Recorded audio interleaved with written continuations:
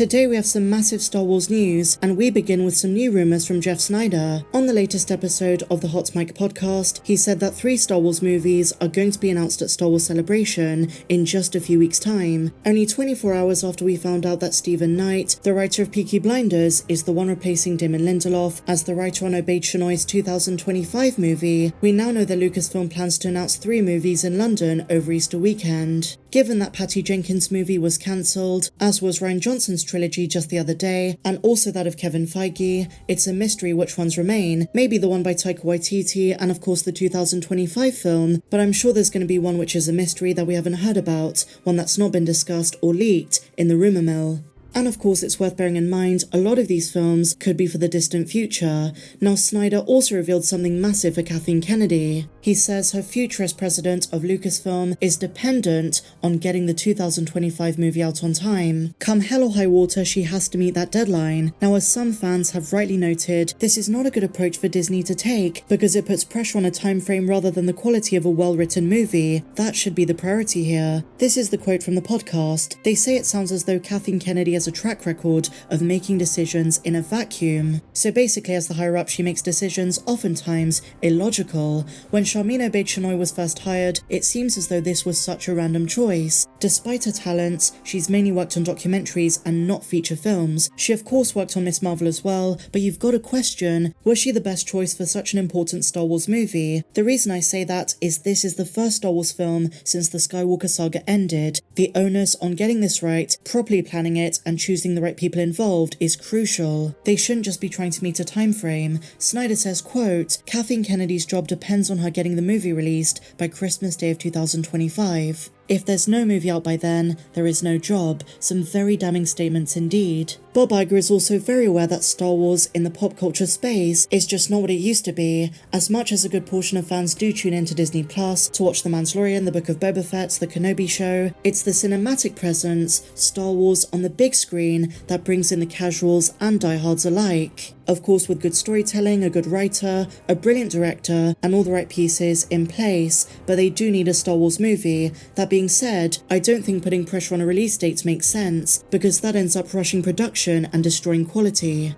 And so now, my dear friends, some very interesting news for the Ahsoka show. According to Making Star Wars, there is a mid-season twist. There are going to be 8 episodes in the first season, and after episode 4, so after the halfway mark, there is going to be a big time jump. Let me break this all down. According to the outlet, the Rosario Dawson-led series is going to feature a pretty big twist after episode 4. The first 4 episodes of Ahsoka are going to center around the former Jedi in her adventures before meeting up with Sabine Wren in the scene shown at the very end of Star Wars Rebels on Lothal. That mural scene is going to be adapted into live action, but the events beforehand are just as important. It's the second half of season 1 that is going to explore their search for Ezra Bridger. Now, you might be understandably a bit confused, but let me explain. The events of the epilogue of the Star Wars Rebels finale have not taken place just yet. Ahsoka and Sabine's search has not yet begun. The events with Ahsoka in chapter 13 of season 2, and then in the Book of Boba Fett, take place before. Ahsoka went to Corvus, to the city of Caladan, to seek Morgan Elsbeth, who is affiliated with the Night Sisters. She wanted to know where Thrawn went.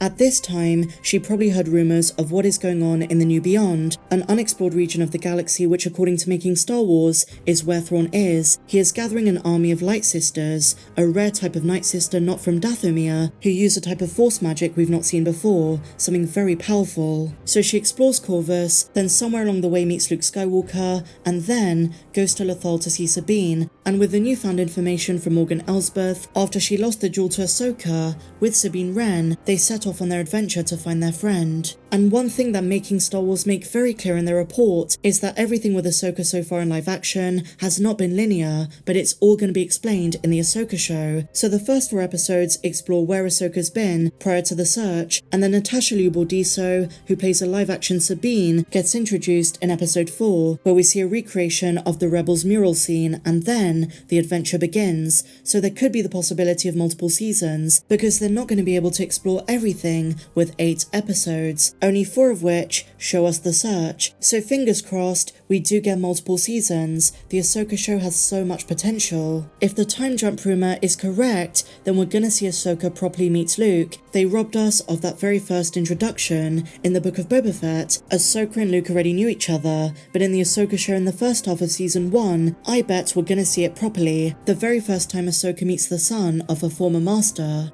And speaking of the Book of Boba Fett, a series which I've really come to appreciate, the collector's edition, which serves as a visual guide, releases on July 4th, but a couple of extracts from it have leaked thanks to the Twitter account La Tribune de Coruscant. They say this book, which traces the development of the Book of Boba Fett, includes character profiles including Boba Fett, Fennec Shand, Ahsoka Tano, Luke Skywalker, Din Djarin and Grogu, as well as rare photographs, production, illustrations, a comprehensive episode guide, and a detailed behind-the-scenes look at the visual effects. And based on these extracts, I cannot wait to get this. I've been collecting a lot of Book of Boba Fett stuff, from the Funko Pops to the junior novel, the posters, and now this. And in a weird way, the show's really grown on me. It wasn't my favourite thing in the world when it came out. I did enjoy a few episodes, but generally speaking, I much prefer Mando. But now that The Mandalorian 3 is out, I am appreciating what that show did. And as you guys know by now, I'm a huge advocate for a season 2. And just before I dive into these extracts, I will say a new fan art poster for The Mandalorian season 3,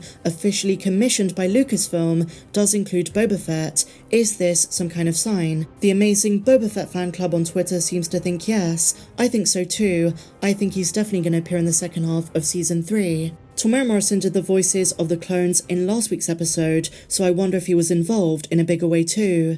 So onto these extracts, I want to focus on the one called Crime Families. As you know, the Book of Boba Fett was heavily inspired by The Godfather, and in this show there were different tribes, different crime factions on Mos Espa. Let's talk about them. Here's what they say. When Boba Fett set up as the new daimyo of Tatooine, he became responsible for maintaining law and order and protecting business interests. In return, local leaders visited Fett in the palace that once belonged to Jabba the Hutt. They paid their respects and offered tributes, often in the form of hard currency.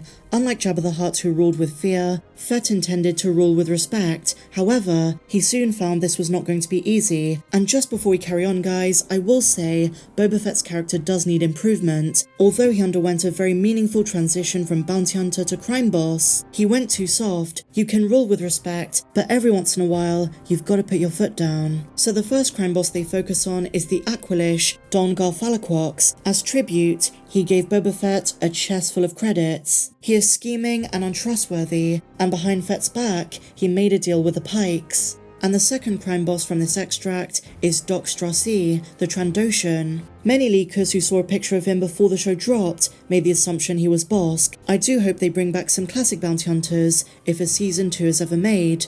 Now Doc Strassi is also untrustworthy. He has a history with Boba Fett, as they were both bounty hunters. His tribute was a Wookiee pelt, and in ominous terms, Doc Strassi said to Fennec and Boba, "May you never leave Mos Espa." By the end of the show, Fennec kills him. So really awesome stuff, guys. I can't wait for the full thing to release. So share your thoughts on this and everything we spoke about in today's video. And in case you missed it yesterday, I put forward a very interesting theory about where Kelleran took Grogu at the end of that flashback. Click the link on the top right to see that. But otherwise, guys, share your thoughts on everything we spoke about in the comments down below. If you enjoyed this video, please be sure to give me a big fat thumbs up, subscribe if you're new, hit the bell for notifications so you never miss an upload, and I'll see you in the next video. May the Force be with you always.